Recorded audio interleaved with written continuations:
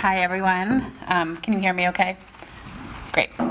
So I'm just going to touch on the authority that local governments have to enact local, maybe I'll use this, ordinances that are more protective of air quality than what the Air Quality Control Commission has promulgated with respect to emission control regulations, and then talk a little bit about what Broomfield has done to protect air quality.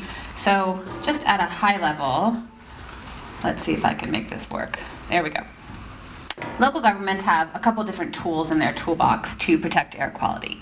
One is to enact their own ordinances or resolutions that, pursuant to authority that has been granted to them from the legislature in the Air Pollution Control Act, can be more restrictive, more stringent than emission control regulations that have been promulgated by the Air Quality Control Commission. They also separately have authority, as you've heard from Tammy, to negotiate operator agreements and include emission control requirements and air monitoring requirements, air modeling requirements in those operator agreements. So, whoops, sorry about that. The particular statute that I'm talking about is Colorado Revised Statute 257128, and you see the language here on the screen, and that, as I said, provides explicit authority for local governments to enact their own ordinances or resolutions that can contain emission control regulations that are more stringent than those promulgated by the Air Quality Control Commission. There are a few requirements if a local government chooses to utilize this authority that they need to comply with, and those are up on the screen. In particular, the legislature has encouraged local governments to coordinate their local ordinances with the Air Quality Control Commission, and in particular to include those requirements in the SIP, which is the State Implementation Plan, to the extent that that would be applicable. So, for example, a local government that is in an ozone non-attainment area, such as Broomfield, would be encouraged to coordinate with the state to incorporate their ordinance into the State Implementation Plan. There's also some additional requirements and restrictions. One is an exception with respect to a local ordinance that controls hazardous air pollutants, and that includes requirements that are more restrictive than what the state has adopted, although there is a savings clause to the extent that the local government adopts those more restrictive HAP requirements under another authority, a land use authority, for example.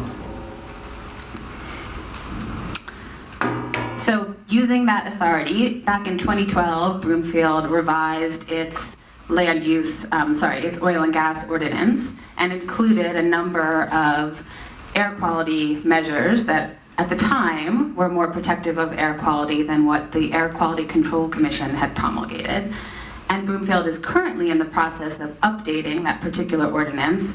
And again, the draft rules that are available currently on the Broomfield website include a number of specific emission control requirements that go beyond what the Air Quality Control Commission has promulgated. So one example is a requirement to conduct more frequent leak detection inspections. The state has a tiered program, and under the Broomfield program, operators may be required to conduct more frequent inspections for gas leaks at their facilities than what would otherwise apply under the state rules. The other tool that local governments have at their disposal and that Broomfield has utilized is to enter into an operator agreement with a particular operator.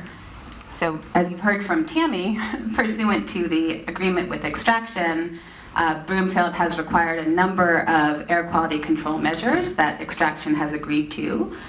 One of them is to use tankless facilities, so all of the new facilities will have most of the production equipment located elsewhere than the well pad. There's a number of other requirements in the agreement. Air quality monitoring is one of the requirements, and Extraction has agreed to provide some funding to Broomfield to pay for monitoring. And Broomfield is currently in the process of obtaining proposals from a number of various vendors that could both install and operate continuous air quality monitors at the 4 well pads that Tammy talked to you about tonight. I think I'm going to stop there because we only have 4 minutes left for Q&A. So if anyone has any questions, we're available to answer them.